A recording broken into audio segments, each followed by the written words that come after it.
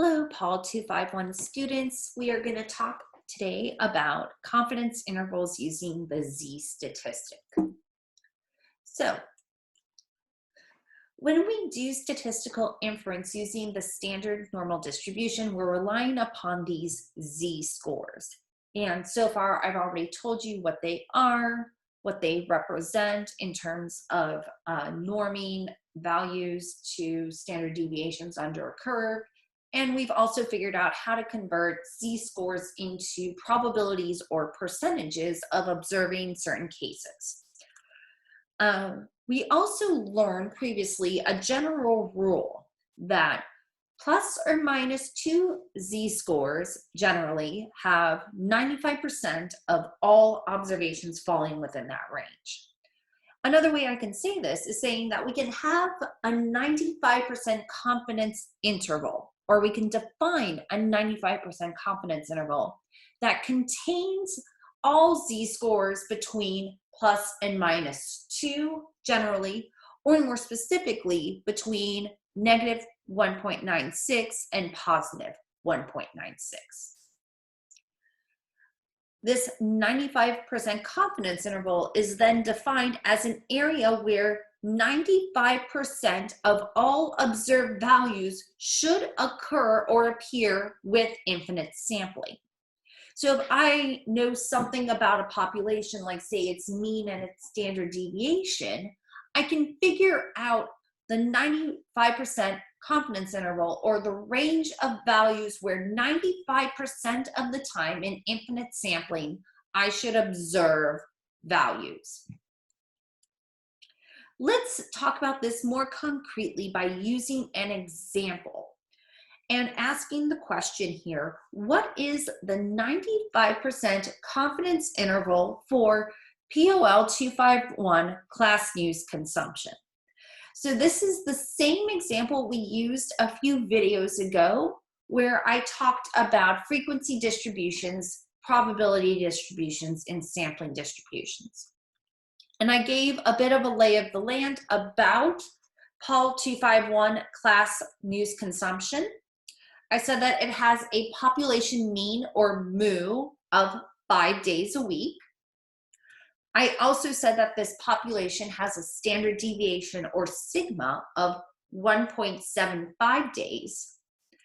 And I also told you that the population sample size that I got, or my N, is 30 students. So that's my general lay of the land. And here's a really important note that you have to pay attention to. If we're going to create a 95% confidence interval using the standard normal distribution, or using z-scores, this requires knowing the population mean and the population standard deviation. So in this information that I provided, look for the keyword here of population. If you don't have population mean or population standard deviation, you will not be able to use z-scores. So if you get a question on your homework or in an exercise that uses a sample mean or sample standard deviation, you cannot use the standardized normal or z-scores. Okay? But here in this case, we're fine. I'm giving you the population mean. I'm giving you the population standard deviation. So we are all set. We can use our z-scores to create a 95% confidence interval. And here's our formula for doing this. So our confidence interval is our mean of our sample, or of our population that's given to us, added and then subtracted to that. Again, we're creating a range, so we're going to have plus values to the mean and subtracting values from the mean. So we have this plus and minus, and then we have a z-score for a given level of alpha multiplied by a standard error. So I'm going to walk you through the 3 elements in this in this 95% confidence interval equation, from the most complicated to the least complicated. So again, here's our formula. And we're going to start by talking about figuring out what this value of z sub alpha actually means. So here, when I'm using the notation alpha, Generally, for a 95% confidence interval, alpha is going to be 0.05. It's going to be the probability that we're making a type 1 error or having a false positive, rejecting the null when the null is true. And what this alpha represents is the area under the curve that is outside of this confidence interval. So if we're trying to figure out a range under a standard normal distribution that represents 95% of all cases, alpha is that 5% of cases that are simply outside of the confidence interval. Now keep in mind, this is when we have a 95% confidence interval, alpha is 0.05. If you happen to get a question on a homework that asks for a 90% confidence interval, then your alpha would be 0.1. Or if I say ask for a 99% confidence interval, then our alpha is 0.01. So what this alpha is really just that the percentage of the area under the curve that is outside of the confidence interval. Or another way of thinking about it is alpha is 1 minus the confidence interval. Now here's a question. Do we have to divide this alpha in half? So do I have to divide 0.05 by 2? Well, maybe. I mean, if we're talking about a confidence interval that has a certain range under a curve, it's possible that our values can be outside of this confidence interval because they are below the range or because they are above the range. So in that case, when we have a non-directional hypothesis or a two-tailed test, we're making an assumption that we can be wrong because we have an observation above the range of the confidence interval or because we have an observed value below the range of the confidence interval. This is our default. When we think about creating our confidence intervals, we're going to be thinking about being wrong above and below the range. So in this case, yes, we do have to divide our alpha by 2. So in this case, that makes an alpha of 0.05 equal to 0.025. Now, occasionally you might have a directional hypothesis where you would only expect to have a value outside of your confidence interval range, either just above the range or either just below the range. And in this case, when you have a directional hypothesis or a one-tailed test, no, you are not going to want to divide alpha by 2. You're going to want to have just your alpha. Now, in general, confidence intervals are calculated assuming a non-directional hypothesis with a two-tailed test. This is, your baseline assumption. Without any other information, always assume that you're working with a non-directional hypothesis, a two-tailed test, and that whatever that value of alpha is, it needs to be divided by 2. Here's a caveat that you need to be sure to read the instructions when you're doing practice exercises and the homework. Make sure that I am specifically saying non-directional hypothesis or two-tailed test. That way you know whether or not you need to divide alpha by 2 or not. So when we do an alpha divided by 2, what this essentially gives us will be a lower bound and then an upper bound on the confidence interval. And this again makes sense seeing that we have this plus or minus here, that to our mean we're going to have an addition to find the upper bound, and then we're going to have a subtraction to find the lower bound. So that's our alpha.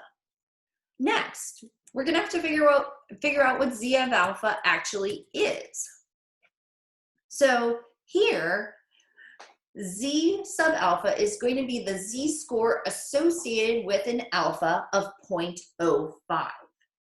Now, what could that z-score be? Well, the way to figure that out is we use our z-score lookup table. So I'm going to get out of PowerPoint. I'm going to go back into Blackboard.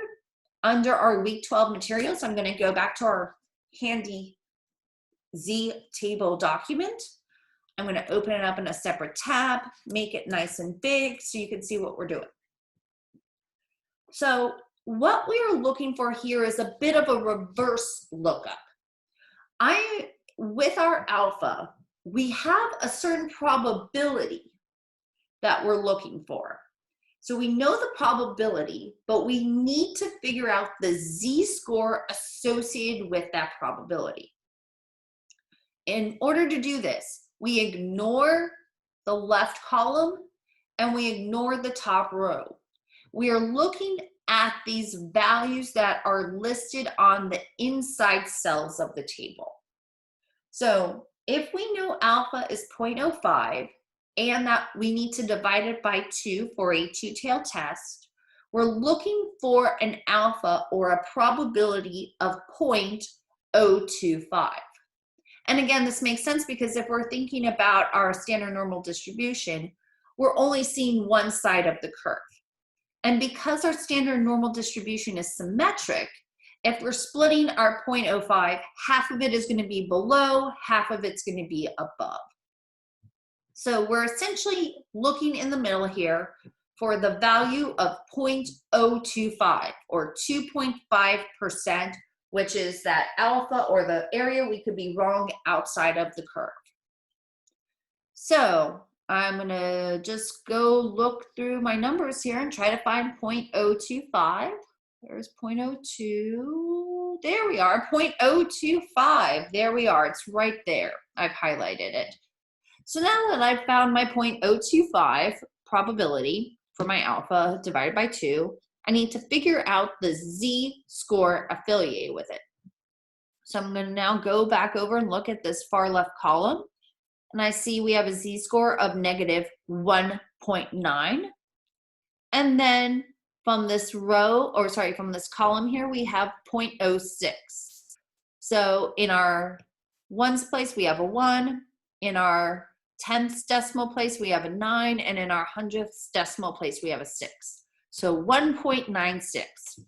And again, because the standard normal distribution is symmetrical, we could use negative 0.96 or positive 1.96. It's really not going to matter whether we use the positive or the negative version of this z-score because it's all going to wash out anyway. We're either going to be adding it or subtracting it anyway.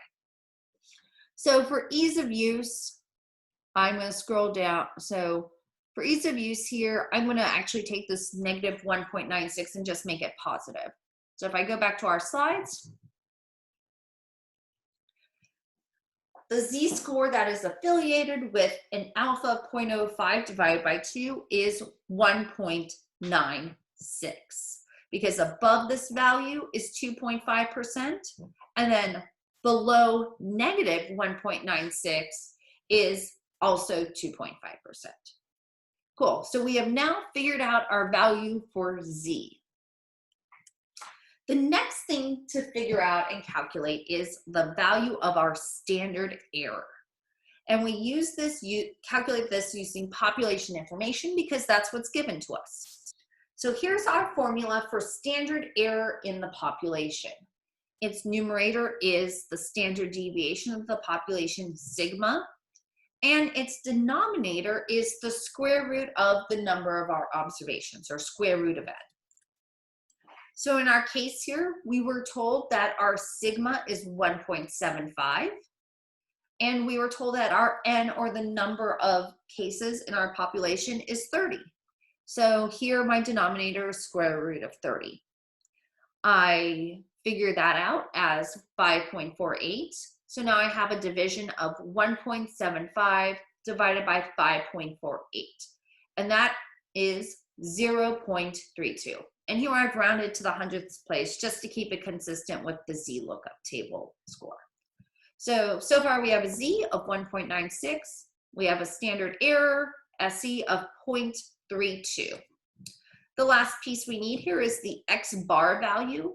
And here, this is going to be our mu population mean, the mean value of our entire population, which was given to us as the number 5. So here we have all the pieces for this confidence interval calculation. So let's go solve it. What is our 95% confidence interval for Paul 251 class news consumption? Well, let's start by creating the lower bound. So we're going to take our mean of 5 days, and from that mean of 5 days, we're going to subtract from it the product of our z and our standard error. So subtracting from 5 will be 1.96 multiplied by 0.32. So I do that first. I multiply those two values and I get 0.63. So here for my lower bound, I have 5 minus 0.63, which is 4.37. To calculate my upper bound, I still take my mean of 5 days, and to that I add 1.96 times 0.32. So that's taking 5 plus 0.63. That is 5.63. So our 95% confidence intervals of days of the week our class reads political news is 4.37 through 5.63. So imagine if we had someone who reads the news 4 days a week.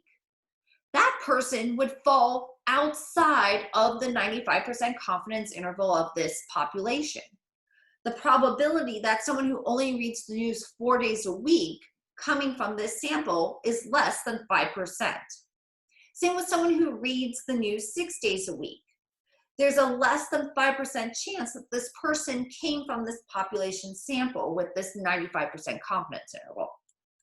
Or putting this another way, these values of reading the news 4 days a week or reading the news 6 days a week would be statistically different from the mean of this population. So if we had another group of students who had a mean of reading the news 6 days a week, that mean of 6 days would be statistically different from this population. So with that, we've now calculated our confidence interval using the z-statistic.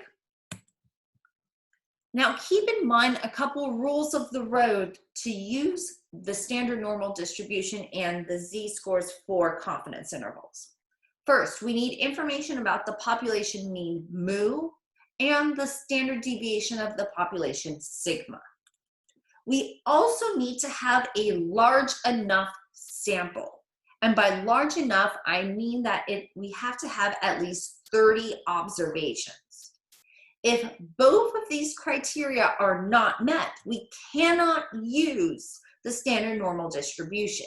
So if we don't have information about the population mean or population standard deviation, or if our sample has less than 30 observations, when that happens, we have to rely on a different type of distribution, namely the t-distribution. And we'll talk about using that in our next video. Thank you very much.